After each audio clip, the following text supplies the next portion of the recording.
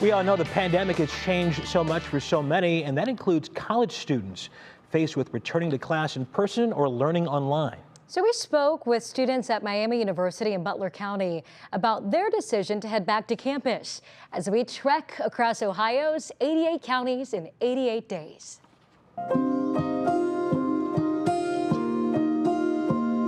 We're back at Miami University. All the on-campus students have moved in, those who chose to come back. I think that the university did a good job of kind of giving these options. It was definitely a hard decision for me deciding to come back or stay home, and I think that decision was very hard for a lot of students. I don't feel like I'm any less safe than I am at home, so it wasn't really that big of a change, and I knew I could do my studies better when I wasn't in my house with my parents. I think the leases are what made a lot of the upperclassmen come back on campus. I actually was told that I needed to pay my rent for this house on July 1st, and then the school released that I would be all online for all 5 of my classes, 15 credit hours, July 4th. So I basically paid a bunch of money to stamp in that I would be back here in Oxford because that's where I want to be. I love being in Oxford, but 3 days later I was told that it really did not need to be here. The options that were given to the students were prorated options of what the amenities on campus were to offer. The tuition remained the same. In my opinion, I think the tuition should remain the same.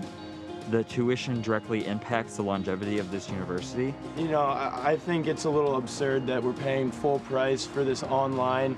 It's hard to be engaged when you're on your computer in your own environment. I was in class today and a kid on his camera was just chefing up some eggs the whole time. So that's not a proper education, and we're not, especially as the out-of-state kids, we're not getting our bang for our buck in any means. So when I first got to campus, it was a little scary to drive off campus and see all the people throwing parties and how many people were at each house.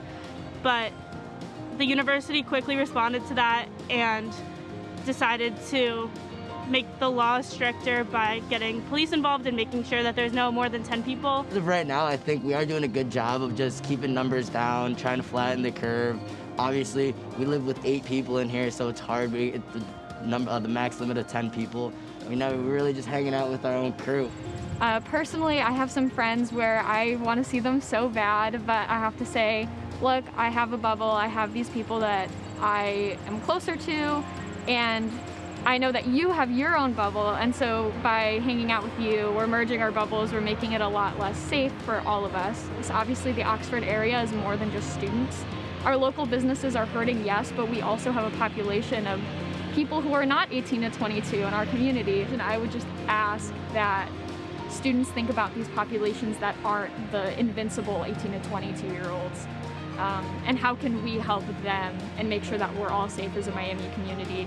We are out here doing our part. Do your part, stay apart, flatten the curve, just so you can put more smiles on your face.